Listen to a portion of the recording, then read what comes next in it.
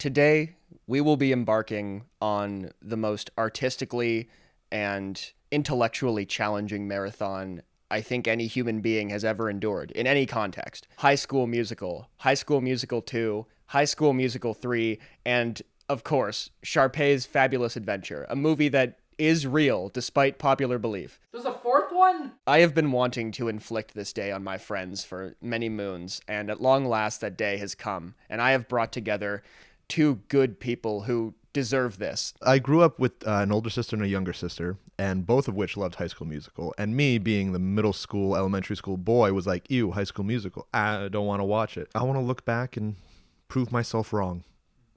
I want to love these movies. I have no history with High School Musical. I don't know any of the songs. I don't know any of the lines. I don't know any of the scenes. When they came out, I was in middle school, which is not technically too old for High School Musical. Really, it's probably the perfect age bracket. But I thought I was too old for that baby stuff. So even though these films, I will acknowledge, are not made for me, they're not trying to appeal to me. Musicals in the 2000s were at an interesting point in terms of film representation, and if nothing else, this will be an interesting counterpoint to the Chicagos and Moulin Rouges of the world. Yeah, it's like, what if they were good? Exactly. In a sense, we are all in this together. And now we are about to get into this together. Will we have a good time? You can bet on it.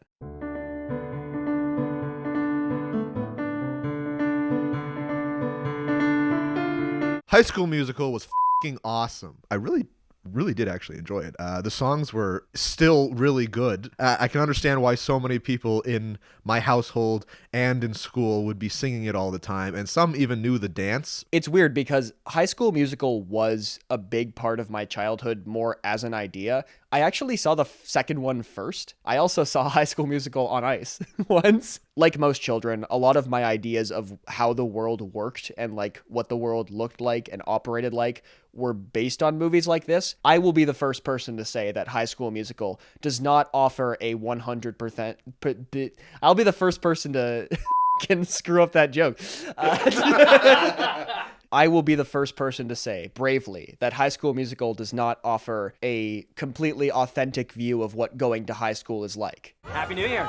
Yeah, it's going to be a happy WILDCAT New Year, man. The story of High School Musical follows Troy Bolton and Gabriella Montez, who are basketball players and generic nerds, respectively, and they both sign up to sing in the spring musicale at East High School, but they are confronting the nefarious forces of Sharpay and Ryan, the greatest villains ever brought to the screen.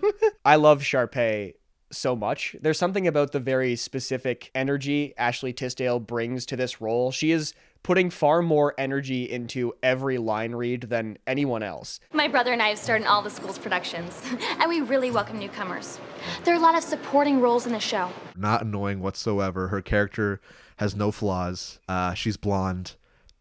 It's one flaw. Alrighty, High School Musical, my first time seeing this motion picture. I cannot say I cared for it. You know, a lot of it I understand. I can let certain things slide. The fact that the film exists in a very simplistic worldview of different high school cliques, where it's like you have one thing that you're not even just good at, you're allowed to be interested in. What I think the film is lacking is stronger delineations, because every single character is played by a generic cutesy Disney kid. And in particular, I think Troy, I don't mean to besmirch Mr. Zac Efron. I know he's beloved, and largely because of this film. But I feel like that needed to be someone who's like leaned more into stereotype jock. Someone who's like maybe bigger, more muscular, because he just looks like a drama kid already. Same thing with like the nerd girl, Gabriella. They have this scene together, and at first they're clearly awkward because, you know, she's shy, she doesn't know him, and he's like a jock. He doesn't sing. That's for like drama kids. But then they start singing like immediately, and they're just totally into each other, and there's no friction. From the opening scene, they're immediately like they like each other, and the film constantly immediately resolves its conflicts. The big conflict near Act 3 is like, oh no, they set up this whole charade with Troy with his basketball teammates being like, I don't actually care about the musical, it's just to calm my nerves, not knowing that he's being videotaped and it's being Twitch streamed to Gabriella with her science nerds, and she's like, he doesn't actually love me. But then like immediately it gets resolved, and the people who instigated it in the first place are the ones who resolve it. So the film is constantly undercutting its own drama. A lot of things are special, Dad. you're a playmaker, not a singer. So I used to play basketball back in the day. I played it for 4 years. For 3 of those years of playing basketball, my father was the coach. So I have a real Troy Bolton and whoever the his dad was energy, you know. Mr. Bolton. Mr. Bolton. And I can say it was pretty accurate. It was pretty accurate how his father treated Troy, and how, you know, he didn't want him to do musicals, and yelled a lot. And, you know, and he even used to call the other player's son besides me. It was kind of up, you know. But then I decided around high school that I would stop playing basketball because I just wasn't into it, you know. I told them it was to focus on my studies, but really I just wanted to play some Crash Bandicoot, baby, you know. High School Musical presents itself as a very simple, very surface level story about, you know, friendship and music and discovering who you are and whatnot. But really, it's about the ways that we delineate ourselves and force people to fit certain molds so that we can feel a sense of belonging in our own world. I love to pop and lock and jam and break. Is that even legal? There is more than you would expect, because you would think that the obvious conflict would be like, the nerd and the popular guy, how do they be together? I would say it's more about each character kind of confronting their own identity. It's about them trying to define themselves and looking at how they've defined themselves and how they want that to change. High School Musical is about civil rights. The right to bake, the right to pop and lock, the right to play the cello. I play the cello. Awesome. What is it? A saw? My faction, though, would definitely be either the stoner kids. They were skaters. Oh. This is for Disney Channel. But I didn't know how to skate, but I really wanted to. But I wouldn't fit in anywhere else, you know? Oh my God. That's what my dad said. I'm standing here, but all I want is to be over there. I thought the songs were very bad, and I did not care for them. I found them bland and kind of annoying. I also found the score really bad. It has that generic, like, movie score where it's a lot of, like, doo doo doo doo doo doo doo, like, just generic, like, just tones, whatever. Like,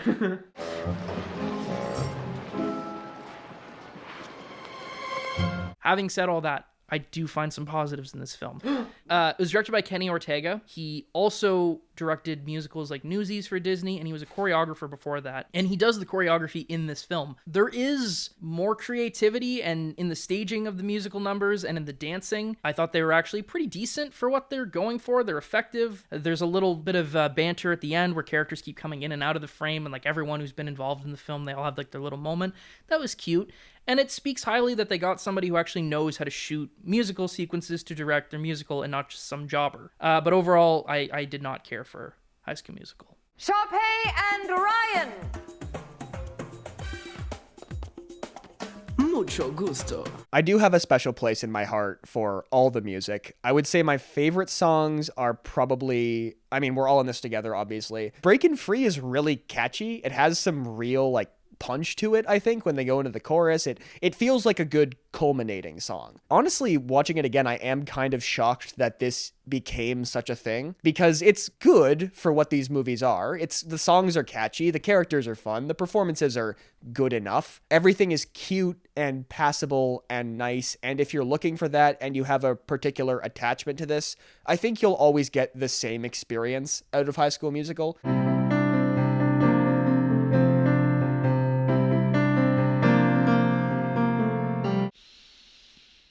High School Musical 2 was a disgrace, and the music was, I guess, in subtle terms, dog.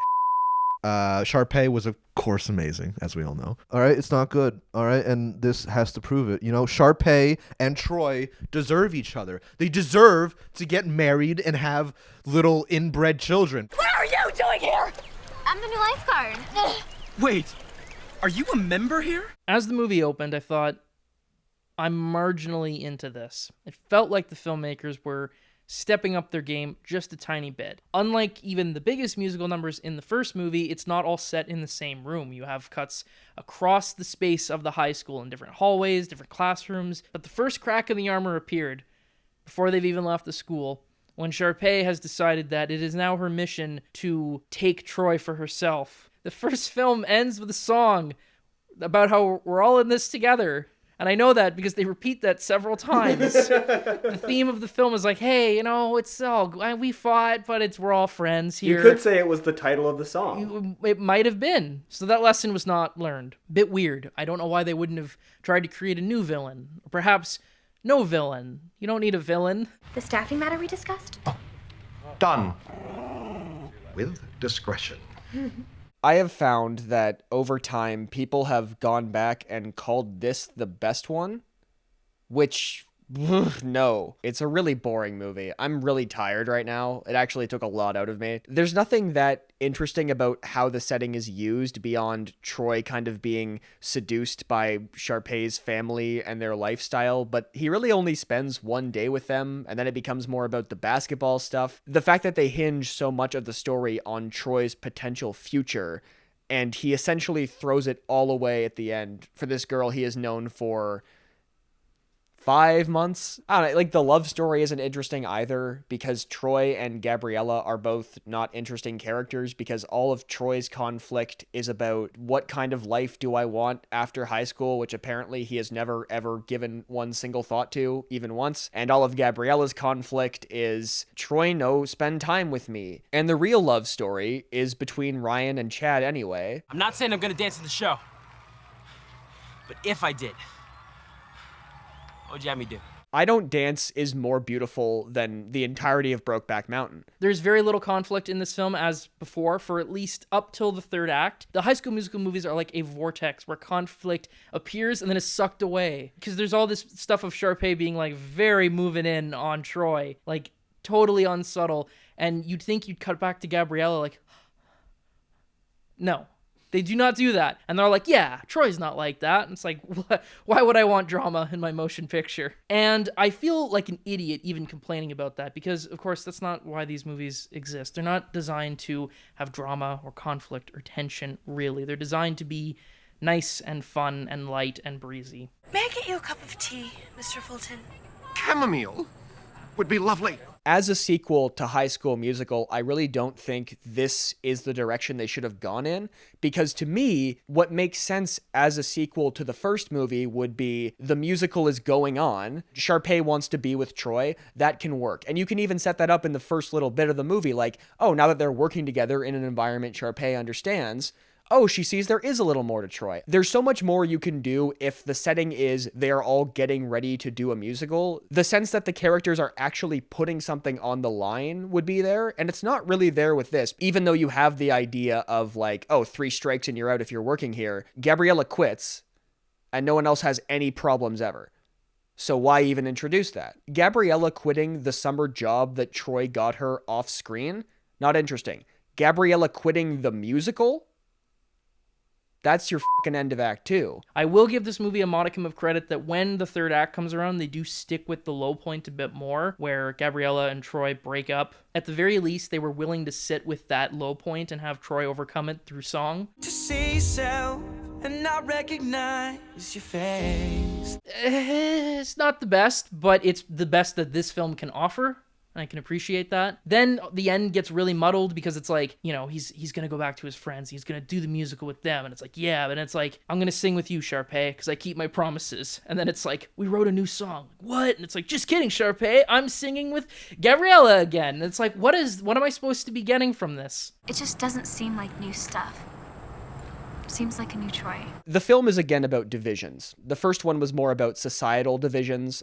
You could argue about race. This one is more about class. Troy is being seduced by this kind of capitalistic lifestyle. You can tell by glancing around Troy's family's home that they are really hurting for cash. And you look at Troy's bedroom and you're like, yeah, this is a kid who has not had anything handed to him ever. I think across the board, the music is a real step down. The only real moment of joy I got from this was seeing the actress who played Nan Flanagan on True Blood as Sharpay's mom. I just like seeing actors from True Blood in things. Hi, Mom.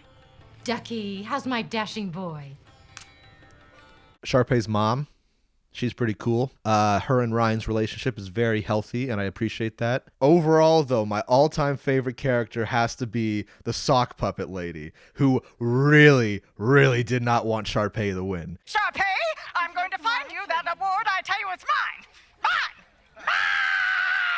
And I do love Sharpay, but I gotta agree, she was robbed. She deserved that title. I get very little enjoyment out of the songs in and of themselves. Troy and Gabriella are they're fine, but they're not that interesting as a couple that I just like being around them. So I don't know, a lot of it is for me really quite boring. It's not like the worst movie I've ever seen, and again, if you were a kid when it came out and you liked the first one, I could see it being passably entertaining, but I think it is also pretty clearly worse.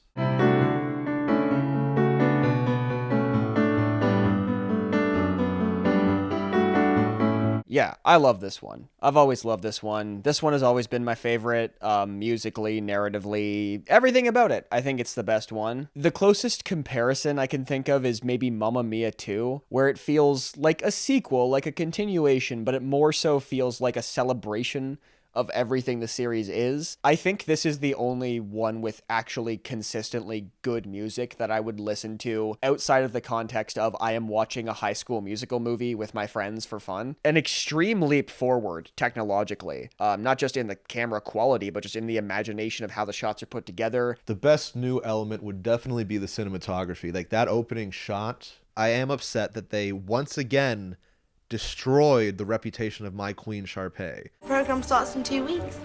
She'd miss your show. Oh my goodness. What to do? Easily the best of the trilogy, and it's not particularly close either. The opening shot has been highlighted, but even before that shot, I would say just the presentation of the title, the font, and the logo. You go back to that first movie, and it looks like clip art from MS Word. Garbage. This one has a certain prestige, has a certain importance to it, and that carries through. There's real production value, real sets, extras, the space feels more lived in. For me, the biggest leap in terms of production was less the visuals in and of themselves, although that was a nice leap. It was the presentation of the musical numbers. The two highlights for me, by far, were Sharpay's Revenge Fantasy, which has there's even, I want to say there's Madonna references in there, and the other is the dramatization of them going to prom and picking up their dates and stuff, which was not only fun as a musical number and had these really nice sets, but also was this interesting interplay between the story that we're watching with these characters and the play within the film that the characters are putting on. That was neat. It's also, unlike High School Musical 2, a movie that's about something. You raised me to make my own choices, and I need to make them. Not you or Chad or anybody else. Me. I can't critically talk about this movie in any real way because it's just a big nostalgia trip for me, and I get nothing but pure joy from this movie. As conflict light and as overwhelmingly positive and saccharine as it is, sometimes you just want to eat junk food because it makes you feel good. And that's what these movies are. There is a more relatable and a more understandable tension with the end point, because the end point of this movie is not just, will we win the big game? Will we get the blank? Who's going to win the talent show? It's about the rest of these characters' lives, and it's going to end with every character gets their dream college, obviously. But it's nice. It's nice to see. It makes me happy. It almost made me cry. It's very weird to watch this movie and have these characters be younger than I am now. Have the idea of high school graduation not be like a mysterious event off in my future. I cannot in any way emotionally tap into the idea of liking high school or wanting to remember high school or ever acknowledging high school again. But wanting that to be a part of you forever, that is what the movie is about. It's about this moment in time for High School Musical, the franchise. Stand for it! Bolt! You get out there and you get on stage. Never thought I'd hear my dad say that. None of the characters really make mistakes, so it's hard for characters to grow in that regard. And I also feel like as much as the movie is about exploring growing up and moving on and growth and becoming an adult, it still is very much comfort food for children. I've chosen basketball. But I've also chosen theater. Gabriella and I can be together because I'm not going to go to either of the schools that I was debating. I'm just going to go to another one that lets me do everything I want and solves all my problems. I understand that complaining about this is like complaining that, NASCAR, they go too fast. That's what it is. That's what it's designed for. And I'm looking for things that it will never, ever give me, nor does it want to give me. Not to say that it needed a cynical ending where they break up. I think you could have had it where they didn't. But something a little bit more the character had to make a choice. I mean, that's something. How great would it have been if Troy did make a firm stand?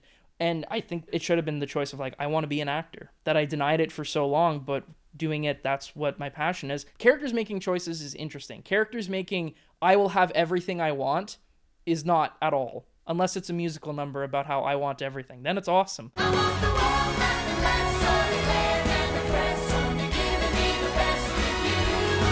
Also worth noting, Zac Efron at this point, I think, has blossomed into a pretty good actor. Charismatic screen presence, at least. He's very watchable. The sequence where he goes to his high school and has his Evanescence-style emotional breakdown, very well performed. Vanessa Hudgens has not blossomed into a very good performer. She's not, like, awful. Her line deliveries are a little bit more natural than they were in the first movie, but... I love you, Wildcat. But I need to stay right where I am. I'm sorry. Half the conflict in this is the conflict from High School Musical 2. Sharpay's stuff is all repeated. Gabriella, of course, has a song at the end of the second act where she gets sad and has to leave something. Watching this now, I realized for the first time how little of a character Gabriella truly has. Because when Troy's going through his emotional struggles, you get it. You understand it. And Gabriella's problem is that she's too smart. Your freshman honors program at Stanford. How'd you hear about that? I feel similar to this film as I do Friday the 13th Part 6, Jason Lives, which is to say, it's not that necessarily that the movie is in and of itself great, but what it is more or less the best version of this franchise that one could get. In part because it's the end of a trilogy, a lot of the scenes just felt like giving fan service to, like, well, we need this scene for these characters. The junkyard scene with Chad and Troy is a great example. It's a decent sequence, it's fun, there's a certain liveliness to it, but it does feel very much like, well, we need a Troy-Chad number, making up for lost time. And there's a lot of that, like just giving these characters their moments. I still have to write lyrics. Great. I'll pick you up at 8. Ryan asks Kelsey to prom, and it's like, okay, this goes nowhere. It's like one brief scene between the two of them that's not even really a scene. It's more just like a fleeting moment. And it really, I don't want to be too cynical about this, but it really does feel like it's just there to make clear Ryan's not gay. In general, I find a lot of these supporting characters don't actually have much going on. Like, it's nice to see them again as much as like, oh, it's that person again. Like, what does Kelsey do in this movie? Has she had any growth since movie 1? No. Once a wildcat, always a wildcat. I will say, after watching all 3 movies, I think I was proven wrong. I think I probably would have liked this as a kid. How did this relate to your own high school senior year experience? Oh, honestly, point for point, it was the same.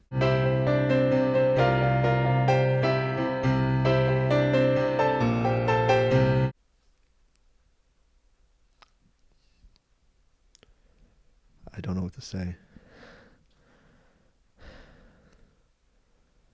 I had so much put into this movie, expecting so much, and I just didn't think Sharpay could do this to me, in honesty, you know. I thought we had something special. And honestly, it's just...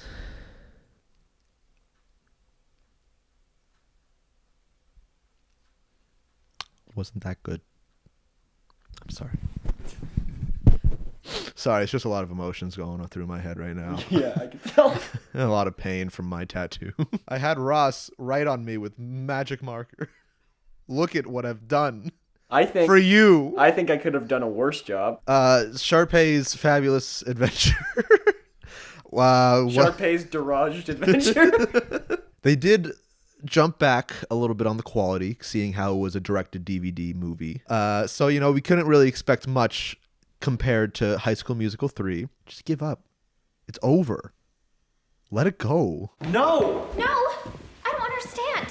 What language is that? We were fucking done. We had completed the trilogy. We had been from junior year, when Gabriella and Troy had first met, through to their graduation. The series had concluded. We'd made it from a little rinky-dink, no-name movie premiering on the Disney Channel to theatrical release. Where else was there to go? I thought home, to my bed, where I can sleep. Oh no. But no, Ross, like, we have to watch this other thing, Sharpay's Fabulous Adventure. Based on the title, I thought it was like a DVD extra. Maybe like 30, 40 minutes. No.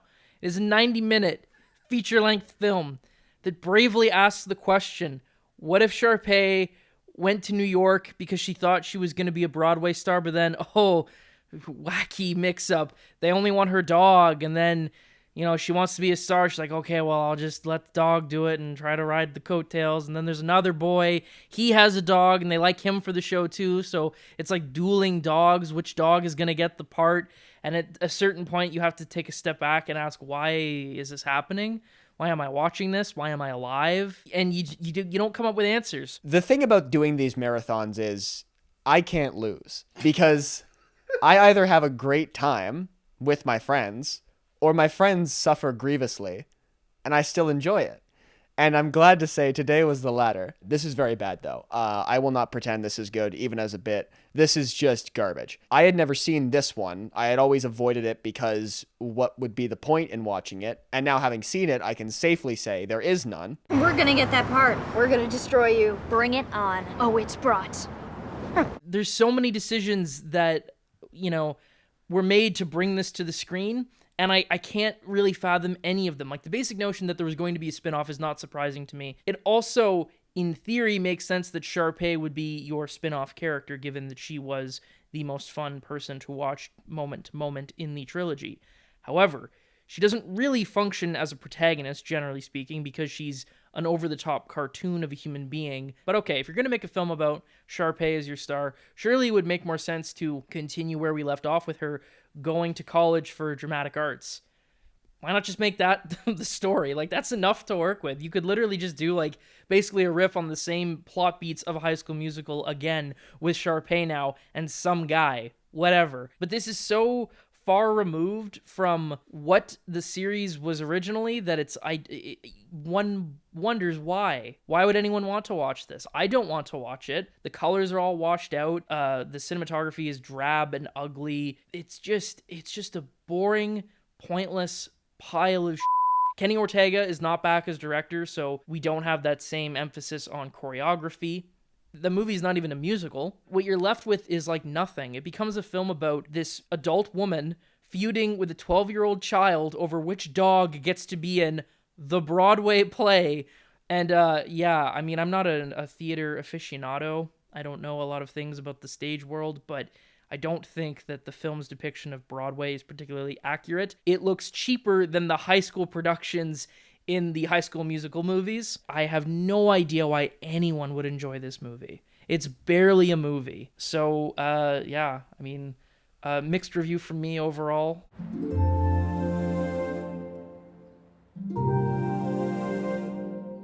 I called it a second before it happened, but as soon as they introduced, like, oh, there's another dog, I'm like, the dogs are going to fall in love. And there's going to be a stupid dog love story. What I did not expect was a slow motion montage set to a very weird remix of Justin Bieber's Baby. I received overwhelming psychic damage from those couple minutes of filmmaking. This movie just didn't make a lot of sense. Ashley Tisdale definitely gave it at least 70%. And maybe you're jealous because I'm on my way up with a new famous friend and you're just a student making a film about someone else's life instead of your own.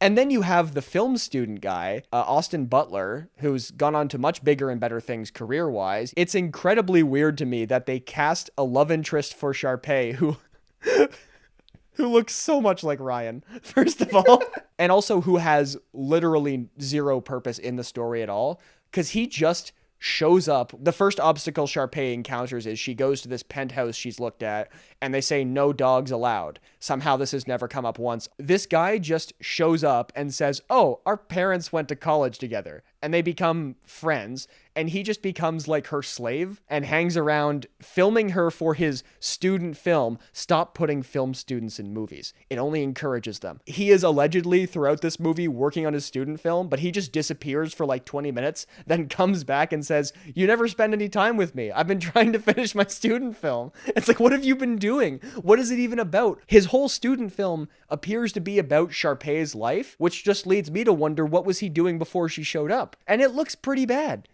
I mean, it looks like a film student shot it. One question. What happened to that hot pink whirlwind of confidence and ambition I saw through my lens that first day you got here? I think the point of this movie, at least conceptually, is real life is not as easy as you think it will be. But the way that's expressed does not work at all, because real life is very much as easy as Sharpay imagines, because she has to do nothing and sacrifice nothing to achieve her goal. The resolution is, this actor was the whole reason we were making this show. She quit, we can't make the show anymore. Oh, this random guy showed us a video of Sharpay performing one of the songs. I guess we'll build the whole show around her now. Let me just say, the writing of this musical does not inspire confidence. I don't think we have a Hamilton on our hands here. I have to, Mom, and who knows? Maybe I'll find fame and fortune. Actually, reverse that. So you need something to sell this piece of shit. And it's not going to be some lady from Albuquerque. The movie cannot say over and over again, well, real life isn't as easy as you think, and then just hand everything to the main character with zero work. There's nothing to Sharpay at the beginning or the end. So why the did they make the movie? What if Everything in your life so far has been leading you to this moment. Your moment. All right, let's rank these movies. Okay. High School Musical 3, High School Musical 1, High School Musical 2, and then Sharpay's gluttonous adventure into hell. Ranking of the 4 films in the trilogy is probably going to be pretty consistent among the 3 of us, I think. At the top, High School Musical 3, easily the best. It's the one that feels like a real movie. I wouldn't even say the most like a real movie. It just is a real movie. Number 2, High School Musical 1. The ingredients are there, and the sort of formula for that kind of story is there. I don't think they ever really come together. Number 3, High School Musical 2, largely a waste of time, but, you know, if you like the characters, they're all back doing the same stuff. Sharpay's fantabulous adventure, just not painful necessarily, but just so pointless and empty. That's that. I've now seen these films. I can say that I've done it. Has it enriched my life? Not really. And life is short and life is precious. And it's a little bit shorter now for me than it was when I started today. If I were to rank these movies, it would be very, very, very simple. The best one, obviously, High School Musical 3 in every single way. Then 1, then 2, and then an enormous, enormous gulf. A huge, huge gap. Imagine the Grand Canyon, and on one side is High School Musical 2, and on the other is Sharpay's Fabulous Adventure. That is where I sit in my ranking. I am glad I have now seen the entire High School Musical saga, besides the new show, which I won't watch because why would I? I feel the same way about all these movies as I did going in, and with Sharpay's Fabulous Adventure, I thought it would be terrible, and it was. Everyone who made this movie should be in jail. You know, much like a diseased, gangrenous limb, you can just cut off Sharpay's Fabulous Adventure, and I choose to believe forever that it simply does not exist. Walking away from these 4 movies, I would say the ideal High School Musical experience is you watch the first one for fun, and then you watch the third one to see what the movies can be, and everything else is like, if you wanna, if you got time. That was High School Musical. A wonderful time, a wonderful journey. You could say it was a fabulous adventure.